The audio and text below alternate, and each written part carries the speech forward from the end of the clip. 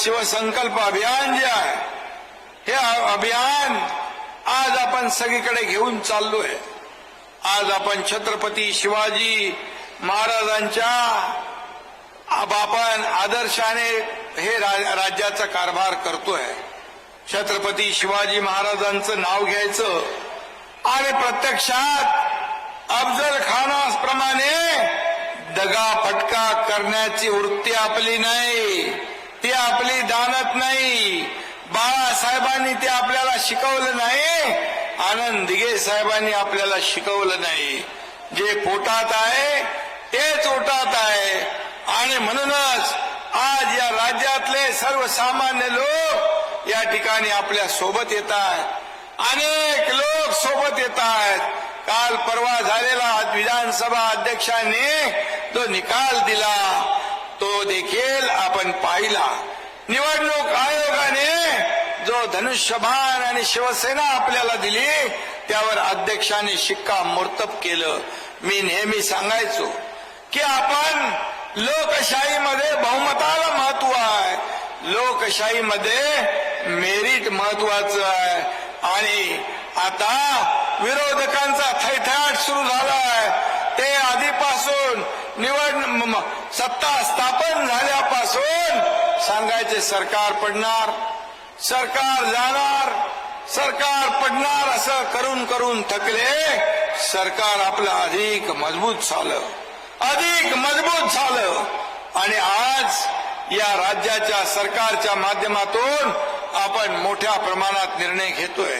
आज आपण अनेक योजना राबवतोय, सर्वसामान्य शेतकऱ्यांना न्याय देण्याचं काम करतोय। मगाशी प्रतापरावांनी सांगितलं की मोदी साहेबांचे 6,000 आणि आपल्या सरकारचे 6,000 असे 12,000 रुपये आता शेतकऱ्यांना मिळणार आहेत वर्षाला। 1 रुपयामध्ये पीक विमा योजना देण्याचा निर्णय आपण घेतला। त्याचबरोबर या माता भगिनी ज्या इकडे बसलेल्या आहेत त्यांच्यासाठी आपण एसटी मध्ये 50% सवलत दिली। एसटीचा प्रवास करताना सगळे लोक आता माता भगिनी म्हणतात मी अर्ध्या तिकिटामध्ये जाऊन बाजारहाट करून येते, अर्ध तिकीट झालं। या सगळ्या गोष्टी ज्या आहेत अनेक योजना आपण केल्या। काल मोदी साहेबांच्या शुभ हस्ते आपण पाहिलं की लेक लाडकी लखपती ही योजना आपण सुरू केली। या योजनेमध्ये मुलगी 18 वर्षाची होईपर्यंत 1 लाख रुपये तिच्या खात्यामध्ये जमा करण्याचा आपण निर्णय घेतला। मगाशी महिला बचत गटाचा प्रतापरावांनी खासदारांनी उल्लेख केला। महिला बचत गटाला देखील आपण मजबूत करतोय। सीआरपीना मानधन वाढवलंय। महिला बचत गटाचं 15,000चं 30,000 आपण केलंय आणि आज 100 गाळे इथं जे दाखवले तुम्ही 100 गाळे हे महिला बचत गटाचे जे वस्तू आहेत त्यांना त्याचं ब्रँडिंग, त्याचं मार्केटिंग, त्याची विक्री करण्यासाठी देखील अशाच प्रकारचे गाळे संपूर्ण राज्यभरामध्ये आपण देणार आहोत। त्या ठिकाणी जिल्हाधिकाऱ्यांना सांगितलं, महापालिका आयुक्तांना आपण सांगितलं की तुम्ही ज्या ज्या ठिकाणी आपली मैदानं आहेत या मैदानांमध्ये जसं एक्झिबिशन सेंटर आपण करतो तशाच प्रकारचं एक्झिबिशन सेंटर आपल्या माता भगिनींसाठी आपण करून द्यायचं आहे आणि रोटेशन पद्धतीने महिला बचत गटांना आपल्या वस्तू विक्रीसाठी संधी प्राप्त करून द्यायची आहे। मी आपल्याला एकच सांगतो, काल मोदी साहेब आले होते, काल देखील 1 लाख महिला त्या कार्यक्रमाला उपस्थित होत्या। आम्ही गडचिरोलीमध्ये महिला सक्षमीकरणाचा कार्यक्रम घेतला। 40,000 महिला त्या ठिकाणी आल्या।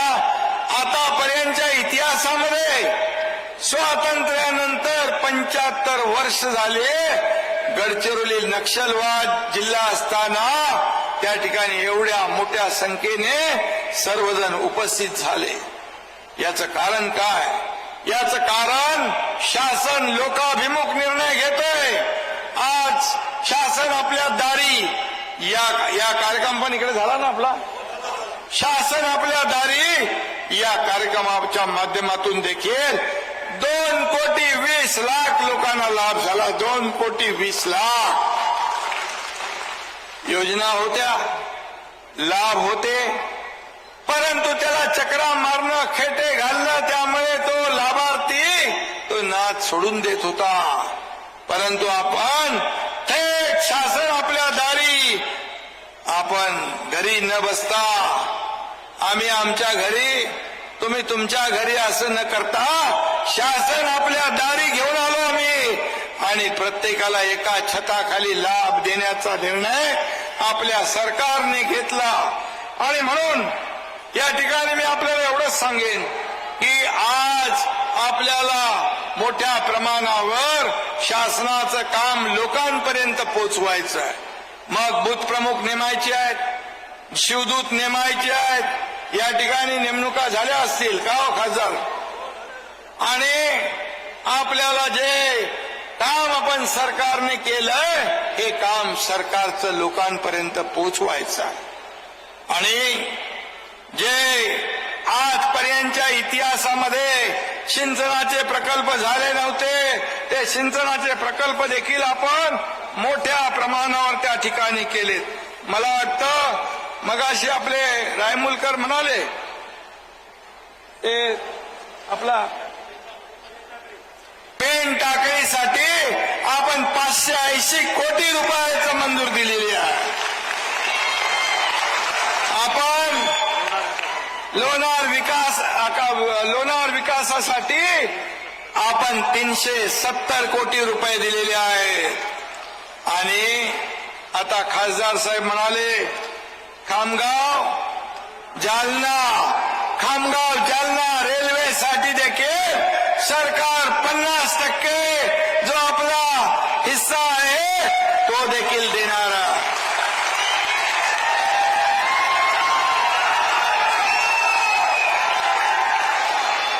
कारण हे सरकार कुणाचं आहे? हे सरकार तुमचं आहे. हे सरकार सर्वसामान्य माणसाचं आहे. आणि म्हणून ज्या मागण्या तुमच्या आहेत त्या पूर्ण करण्याचं सरकार काम करेल. मला एक सांगा की हा शेतकऱ्याचा मुलगा या राज्याचा मुख्यमंत्री झालेला आहे. तुमच्यातलाच एक कार्यकर्ता या राज्याचा मुख्यमंत्री झालेला आहे. आणि म्हणून शेतकऱ्यांच्या वेदना, त्यांच्या भावना, त्यांचे प्रश्न मला माहीत आहे. आणि म्हणून जेव्हा अवकाळी पाऊस येतो, अतिवृष्टी येते, दुष्काळ येतो, तेव्हा सगळे नियम आपण बाजूला ठेवतो. शेतकरी हा आपला अन्नदाता आहे, आपला मायबाप आहे, त्याला वाऱ्यावर हा सरकार सोडणार नाही. हा शब्द या ठिकाणी मी आपणास देऊ इच्छितो. आणि तुम्हाला एवढं हेही सांगू इच्छितो की काही लोकांनी काल पत्रकार परिषद घेतली आणि पत्रकार परिषदेमध्ये देखील काही मुक्ताफळं उधळली. त्याने म्हणाले की घराणेशाहीवर बोलण्याचा अधिकार फक्त घरंदाज लोकांना आहे. घरंदाज म्हणजे कोण? तुम्ही, आम्ही, सर्वसामान्य कार्यकर्ते, या सर्वांचा केलेला अपमान आहे. आणि म्हणून आपल्याला मी सांगतो की इतरांना तुच्छ समजणं, सर्वसामान्य लोकांना अगदी ऐरे गैरे समजणं, बाळासाहेब आपले सहकाऱ्यांना सवंगडी समजत होते, सहकारी समजत होते. पण हे आपल्या सहकाऱ्यांना घरगडी समजतात, नोकर समजतात, तुच्छ समजतात, शूद्र समजतात. आणि म्हणूनच तुमची ही गत झाली आहे. आज तुम्हाला या सर्व राज्यातल्या लोकांनी तुम्हाला सोडून दिलंय. आज तुमची परिस्थिती घरकाना घाटका झाली आहे. याला जबाबदार तुम्ही आहात. आता तुम्ही सगळीकडे फिरताय, परंतु हे जर आधी फिरले असते तर ही वेळ आली नसती. आणि म्हणून मी आपल्याला एवढंच सांगतो की काय म्हणून तुमचं योगदान आहे. आमच्यासारख्या फाटक्या शिवसैनिकांनी बाळासाहेबांच्या आशीर्वादाने शिवसेना मोठी केली, वाढवली, रक्ताचं पाणी केलं. प्रतापराव असतील, आमदार असतील, जिल्हा प्रमुख असतील, सगळ्यांनी घरादारावर तुळशीपत्र ठेवलं आणि शिवसेना वाढवली. तुमचं काय योगदान होतं? किती केसेस अंगावर घेतल्या, किती लाठ्या खाल्ल्या, किती जेल भोगल्या, काय योगदान सांगा? आयत्या बिळावर नागोबा, आयत्या पिठावर रेगोट्या ओढण्याचं काम आपण केलं आणि शिवसैनिकाचं खच्चीकरण होताना उघड्या डोळ्याने तुम्ही पाहिलं. आणि म्हणून या एकनाथ शिंदेने 50 आमदारांना सोबत घेऊन हे धाडस केलं आणि या सरकारला पलटवून टाकलं. या सरकारला पलटवून टाकण्याचं कारण तुम्हाला मी सांगतो. हे आपल्याच पदाधिकारी कार्यकर्त्यांच्या खच्चीकरणाच्या मागे लागले. हम करे सो कायदा. बाळासाहेब म्हणायचे तुम्ही शिवसैनिक आहात म्हणून मी शिवसेना प्रमुख आहे, पण हे म्हणतात मी आहे म्हणून तुम्ही आहात. हे तुम्हाला मान्य आहे का? आणि म्हणून शेवटी कार्यकर्ता ही ताकद असते. संघटनेची, पक्षाची, कार्यकर्त्यांची ताकद असते कार्यकर्ता. आणि म्हणून मी एवढंच सांगतो, घरंदाज म्हणजे काय?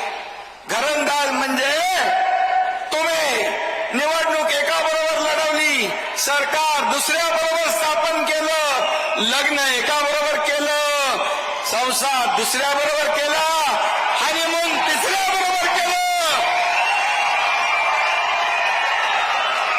हे बाळासाहेब सांगायचे. हे म्हणजे घरंदाज. बाळासाहेब असते तर ज्या बाळासाहेबांनी काँग्रेसला गाडण्याची भाषा केली त्यांना तुम्ही डोक्यावर घेतलं. बाळासाहेब असते तर जोड्याने मारलं असतं की नाही? अरे तुम्ही खुर्चीसाठी, सत्तेसाठी बाळासाहेबांचे विचार विकले, भूमिका मोडली, त्याला तिलांजली दिली आणि सत्तेवर जाऊन बसलात आणि आपल्या सहकाऱ्यांचा गळा घोटण्याचा प्रयत्न केला, त्यांचं खच्चीकरण करण्याचा प्रयत्न केला, त्यांच्यावर केसेस टाकण्याचा प्रयत्न केला. म्हणून बघा, लोक सत्तेकडे जात असतात, पण हा तुमचा एकनाथ शिंदे सत्तेत मंत्री होता, माझ्याबरोबर 8 मंत्री होते, ते सत्तेवर लाथ मारून पाय उतार झाले. पुढे काय होणार आहे हे कुणालाही माहित नव्हतं. आणि आज तेच काँग्रेस या अयोध्याच्या राम मंदिराच्या विरोधात बोलताय. हा तमाम राम भक्तांचा अपमान आहे. आणि म्हणून हे आपले माजी मुख्यमंत्री आणि उद्ध्वस्त झालेले तुम्ही त्यांच्या मांडीवर मांडीला मांडी लावून बसता. जो राम का नहीं वो किसी काम का नहीं. ज्या करोडो राम भक्तांचं स्वप्न हिंदू हृदय सम्राट बाळासाहेब ठाकरे यांचं स्वप्न, बाळासाहेब म्हणायचे मला एक दिवस प्रधानमंत्री करा, मी अयोध्येमध्ये राम मंदिर बांधतो आणि दुसरं काम काश्मीर मधलं 370 कलम हटवतो.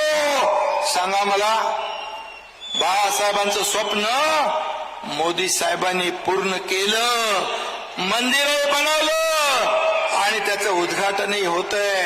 हे टिंगल करायचे, मंदिर वही बनाएंगे, तारीख नहीं बताएंगे, पण मोदीजींनी मंदिरही बांधलं, तारीखही सांगितली, 22 तारखेला याचा जल्लोष होतोय. पूर्ण जल्लोष देशभरामध्ये राम मंदिराचं लोकार्पण होतंय. आणि तुम्ही मोदीजींवर टीका करता, मोदीजींवर टीका करायची तुमची पात्रता आहे. मोदीजींनी 10 वर्षामध्ये या देशाचा चेहरा मोहरा बदली केला. या माय भगिनींना जगण्याचा अधिकार दिला. अनेक योजना केल्या आणि या देशाला महासत्तेकडे घेऊन चालले आणि अर्थव्यवस्था बदलली. 10व्या नंबरवरून 5व्या नंबरला आणले. या देशाचा चेहरा मोहरा बदलला. आणि पंतप्रधान मला सांगा, एक दिवस तरी त्यांनी सुट्टी घेतली? एक दिवस तरी सांगा. आणि सण उत्सव आपल्या सीमेवर लष्कराच्या जवानाबरोबर जो प्रधानमंत्री करतात त्यांच्यावर आपण टीका करता. अरे त्यांच्या नखाची सर तरी तुम्हाला येणार नाही. तुम्ही 2.5 वर्ष घर बसेपणा केला. घरातून सरकार चालवता येत नाही. हे पवार साहेबांनी पुस्तकातून सांगितलंय, तुमच्याच आघाडीच्या नेत्यांनी सांगितलंय. आणि मोदीजी पायाला भिंगरी लावून जगभरात देशाचं नाव मोठं करतात. त्यांच्यावर तुम्ही टीका करता. तुम्हाला एकच सांगतो, येणाऱ्या निवडणुकीमध्ये जनता तुम्हाला तुमची जागा दाखवेलच. कारण आज गेल्या 4 राज्यामध्ये काय परिस्थिती झाली आपण पाहिलेलं आहे. आणि म्हणून प्रतापराव आपल्याला मी सांगतो की यामध्ये जे काही तुमच्या इकडचे प्रकल्प आहेत, मग ते खामगाव जालना रेल्वे असेल, वैनगंगा नळगंगा पैनगंगा नदीजोड प्रकल्प असेल, वयश्री योजना, नारी शक्ती योजना, या ठिकाणी लवकरात लवकर आपलं सरकार या बाबतीमध्ये निर्णय घेणार.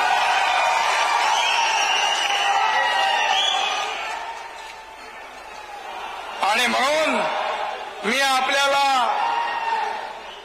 चला इकडे आली चिठ्ठी हेलिकॉप्टर उडले म्हणून, आणि म्हणून मी एवढंच सांगतो तुम्हाला सगळ्यांना, एक सर्वसामान्य शेतकरी कुटुंबातला शेतकऱ्याचा मुलगा मुख्यमंत्री होऊ शकत नाही का? का तो हेलिकॉप्टरनी शेती करू शकत नाही का? हेलिकॉप्टरनी फोटो काढण्यापेक्षा शेती करणं केव्हाही चांगलं नाही का? आणि म्हणून हे हजम होत नाही त्यांना हजम होत नाही. त्यांनी त्यांच्या चिरंजीव आमदारासाठी 2-2 आमदारांचे बळी दिले. तसा एकनाथ शिंदे कधी करणार नाही. एकनाथ शिंदे हा तुमच्यातला कार्यकर्ता आहे, हा जमिनीवरचा कार्यकर्ता आहे. आणि माझ्या आयुष्यामधला एक एक क्षण, माझ्या शरीरातला प्रत्येक थेंब या महाराष्ट्राच्या प्रगतीसाठी, उन्नतीसाठी खर्च करेल एवढा शब्द आपल्याला देतो. आणि प्रतापराव तुम्हाला धन्यवाद, सगळ्या आमदारांना धन्यवाद, सगळ्या माता भगिनींना धन्यवाद, माझ्या बांधवांना, तरुणांना, युवकांना, सगळ्यांना